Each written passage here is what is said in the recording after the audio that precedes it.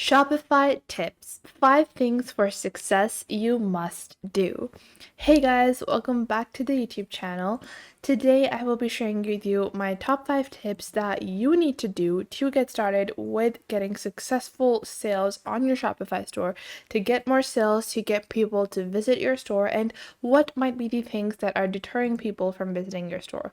Obviously, this is just a template store that I'm building, but I'm going to show you guys exactly how you should be building your store to be able to maximize your sales and create a successful e-commerce business. So let's get into it.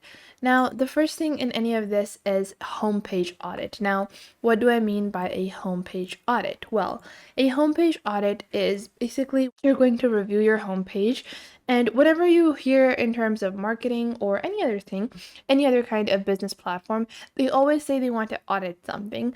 Now, this in terms of your Shopify homepage means that you need to be able to show your customers, hey, purchase this, shop now, add to your cart, and then provide them with a call to action. So you want your customers to be able to actually purchase the item. So there need to be several call to actions where they are either call to action to purchase the item, to shop your catalog, to shop your categories, to be able to get those items. So a homepage should consist of these basic things. Now, in a homepage, in the image banner, what I like to add, you can see in a basic template, it says shop all. And that is why I actually recommend to people not to edit their basic templates too much, not to over edit, because these templates are based on a bunch of media strategies. So these strategies are the first homepage has this first shop all button. This redirects customers directly into your shopping category, and this leads them to your shopping page. After that, you can create categories. You can create multiple different categorizations or tags of items that you're selling. And then you can also create call to actions within the bottom section. So you have featured products, you can have hot sellers on the side, you can have trending products or sale products. Then you also want to add on the right below your image banner a section where if you're providing any kind of discount, or on the top section on this top toolbar where I have written welcome to our store, you can write anything such as any shipping promo, any promotional discount that you're offering to further your sales and to get more people to be enticed about your Shopify store. Now, moving on to our next tip, that is integrating tracking features. So if you go into your Shopify fulfillment center, you can go into your order and you have unfulfilled orders. Now, with your order fulfillment, you should definitely provide tracking.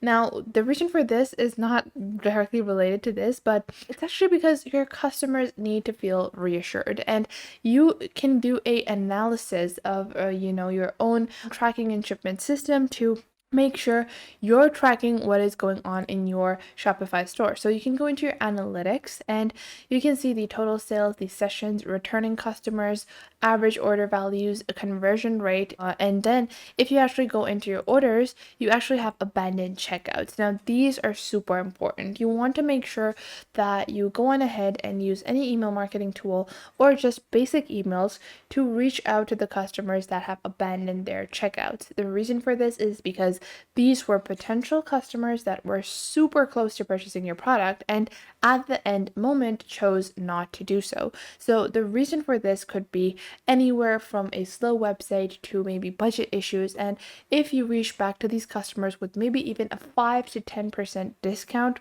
more often than not, around 50% of the time, those customers actually do go on ahead, use that coupon, and purchase something, if not their original cart items, but purchase something off of your Shopify store. So this can be a great way for you to maximize your potential for pre-existing customers or viewers of your store. Now, moving on to our next tip, it is to connect your email list. So if you go into your customers over here, and you can see I don't have any customers, I haven't added anyone. But if I click on import over here, I can actually import a CSV file. Now, if you have previously been selling, if you have any contact forms, if you can create any kind of contact form or email collection, form, I would definitely recommend that. You can collect emails via the checkout section. Once someone purchases an item, there you have their email. You can also create, subscription discounts. So if someone subscribed to your newsletter, they can get a 10% discount. And then once they subscribe, you're going to provide their email address, and then you can use that email address to further your customer email list. The reason for this is you can do sales, you can do launches, you can do new arrivals, and when you're notifying customers of all these amazing products or sales or discounts, they are very inclined to just check it out. Even if they had no intent of visiting your website initially, if they see that email, they're going to want to just check out, maybe check out the new collection, check out the new item, check out the sale. So that is just basic curiosity that you want to use to your advantage to further your sales on your store. Now, the next tip I have to you guys is to connect your applications. Now, I cannot emphasize this enough. Integrating some quality applications to your Shopify store can be the difference between day and night in terms of usability and in terms of just general ease for your Shopify store. So you have so many different integrations available. I am using a dropshipping method for this sample store, and you can integrate your dropshipper. Then you can also provide print on demand features. Now, make sure you're not going over your head, but integrating some of these amazing applications, help simplify your work. Now, you can also integrate Zapier to automate your work. You can automatically send emails. You can automatically do a lot of other things. Then you also have Printify, CJ Dropshipping, other email marketing tools like MailChimp. You have SendGrid, SendBlue.